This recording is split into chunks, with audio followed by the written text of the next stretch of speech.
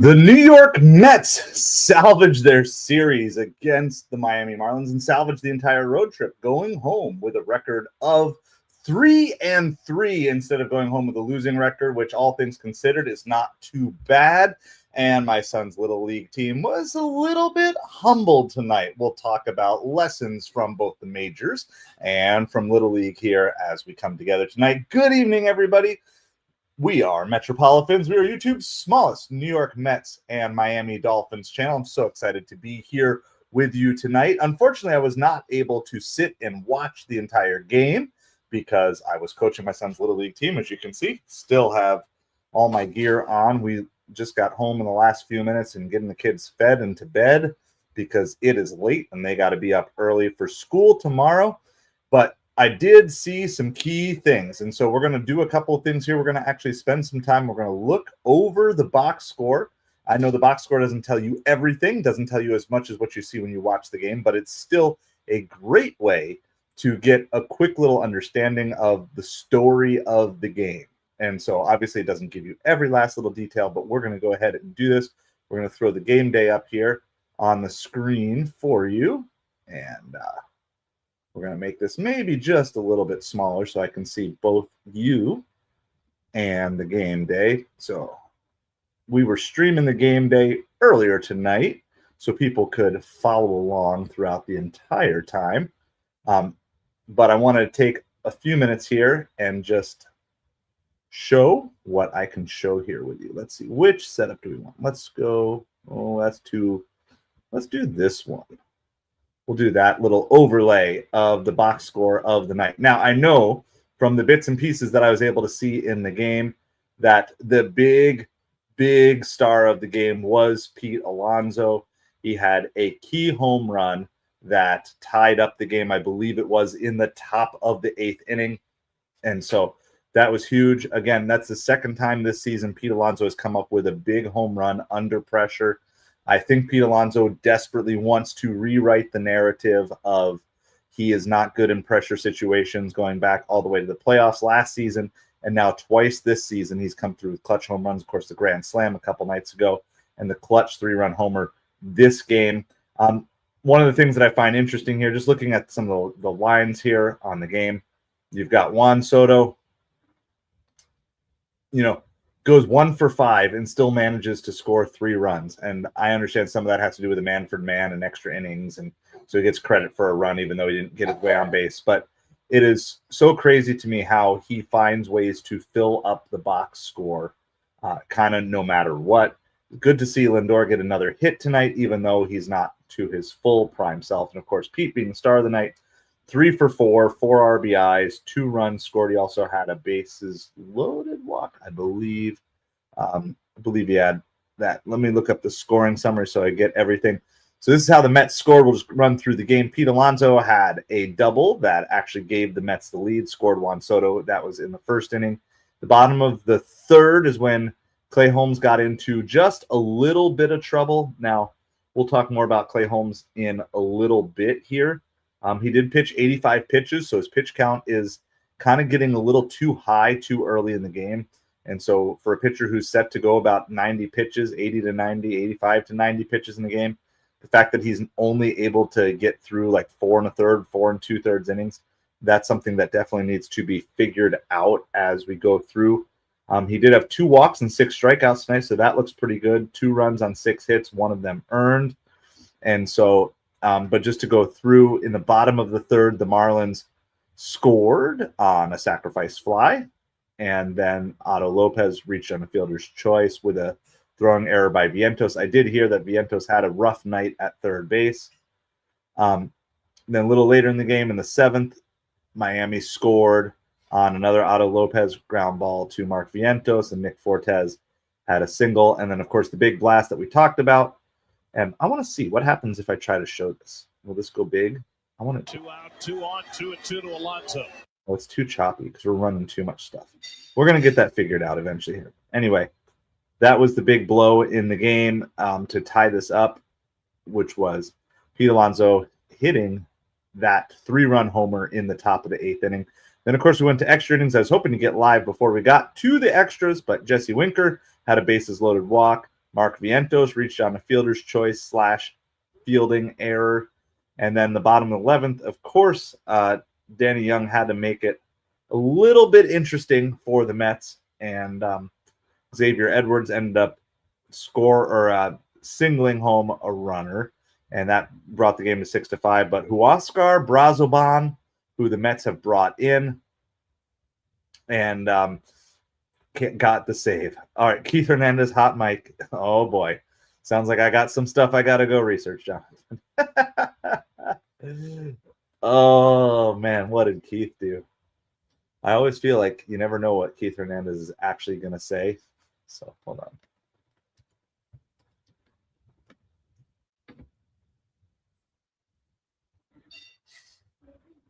The funny thing is, when you type in Keith Hernandez hot mic, it brings up like 20 different videos of all the random hot mic type of things that he's said over the years. All right, let's filter this by, let's see, upload date.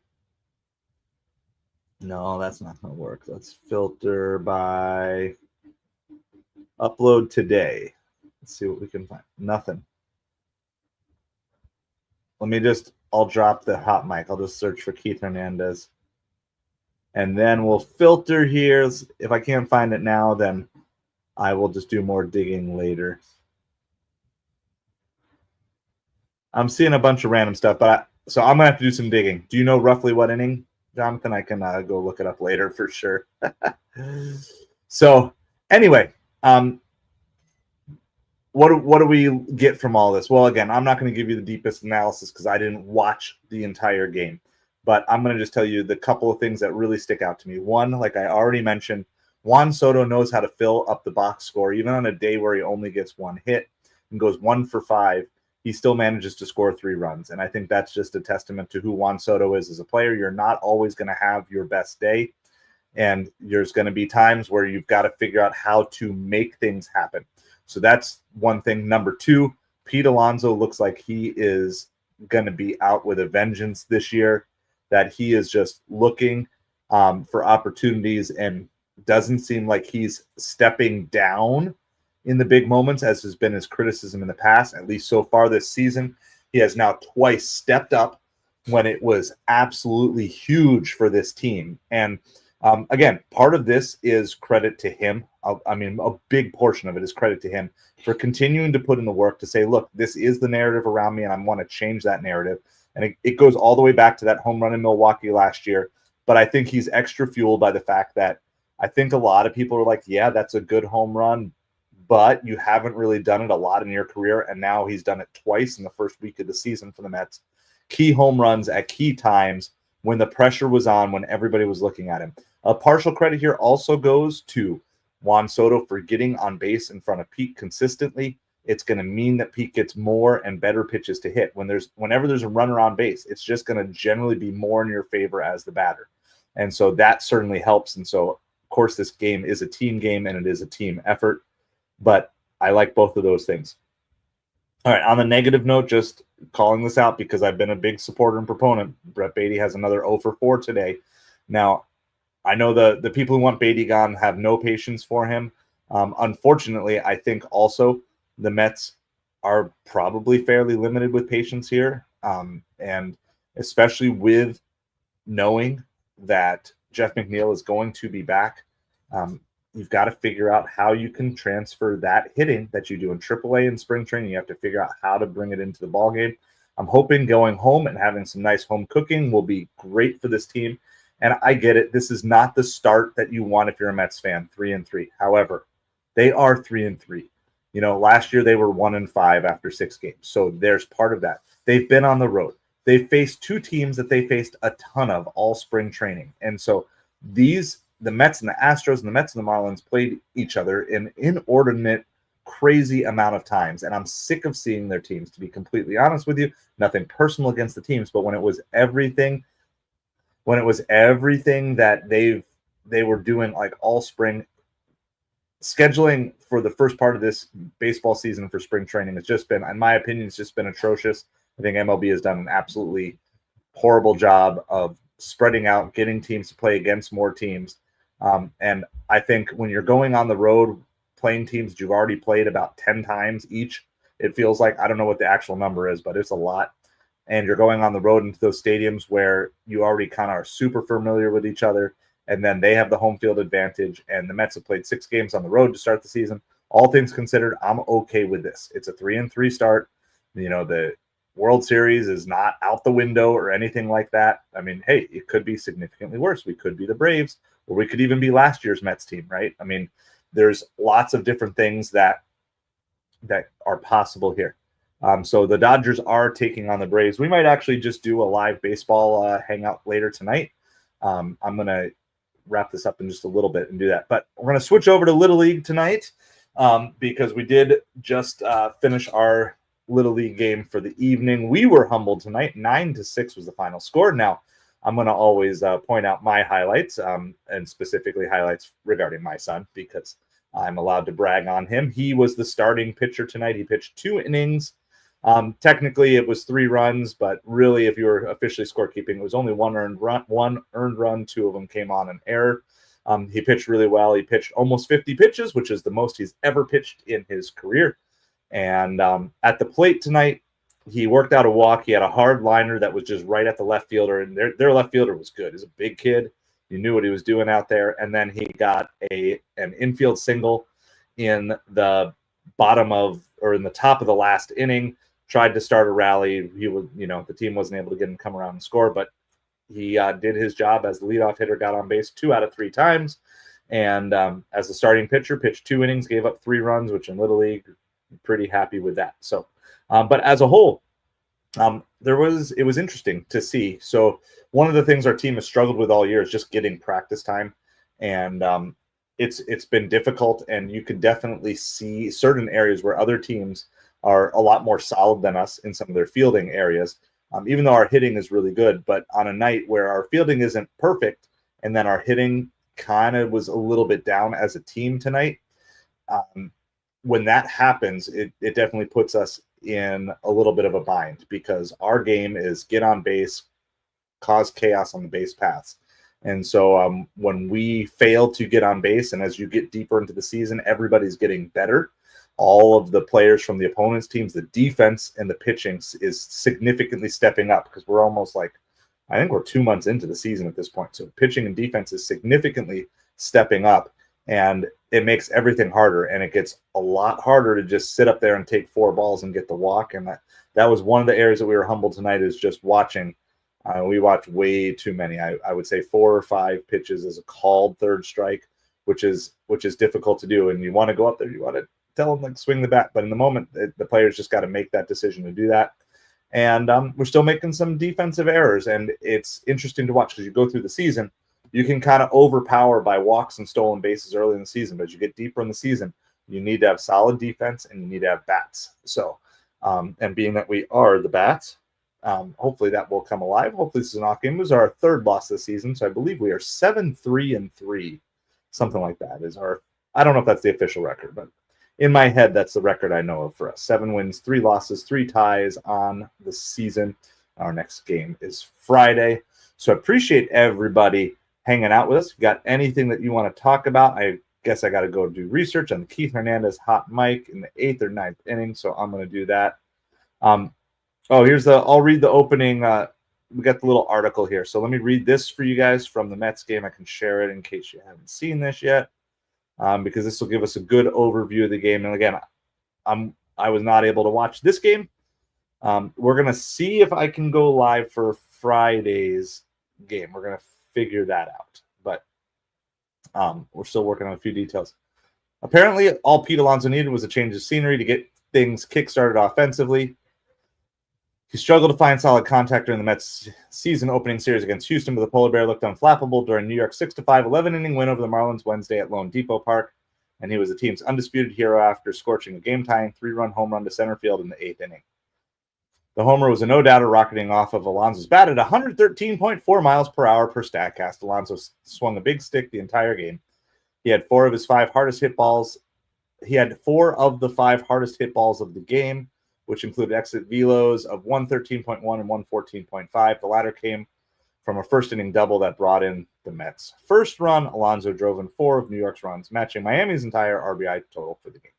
All right, so there's the little summary on Pete. Again, obviously the hero of the game, but Huascar Brazaban, I'm going to tell you, if there's one player that is concerning to me outside of maybe this Beatty situation, it is Danny Young. He came in, was not pitching well in the bottom of the 11th inning, and so he's been struggling a little bit, and so that's definitely someone to keep an eye on regarding the bullpen. Of course, this Mets pitching staff has been doing phenomenal. We got to clean up the defense for the Mets as well as the Little League team, right? That's kind of just the way it goes. But overall, I will take it. I'll take a split of the series, 3 wins, 3 losses on the season, going home for their home opener on Friday. So from Florida to New York, I wish the Mets well on their travels home. They're probably already on their way. I would imagine they're trying to get home as quick as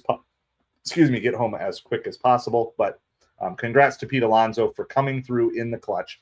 And that is exactly what he wants to do. It's what Mets want him to do. It is what will theoretically ensure him the significantly bigger contract that he's looking for, is that if he can prove that he is a clutch hitter, not just in one game, but for an entire season, that is going to raise his market value significantly. And of course, it's in the Mets' best interest if he does the same thing as well. So like I said, I think we're going to maybe just come and hang out and do just a live baseball stream. I'm going to get some other stuff shut down on this computer, see if we can flip over from game to game or something like that, or do some highlights or just talk baseball later tonight. So I don't have an exact time on that. Maybe thinking 9:30, 10 o'clock, something along those lines. We shall see. If you have not yet done so, I would invite you to please go watch my video on torpedo bats. So let me get that link here really quick.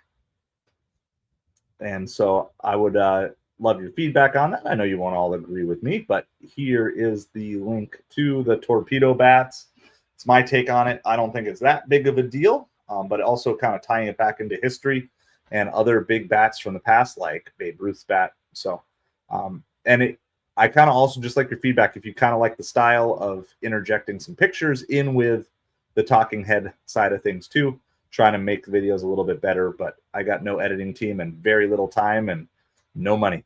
So I'm trying to make it work in a way that'll still be good and entertaining and informational for you and engaging, and hopefully also help grow the channel, help us find more Mets fans. So I invite you to go give that a watch if you have not yet done so. Other than that, hit that like, hit that subscribe, and let's go Mets, baby.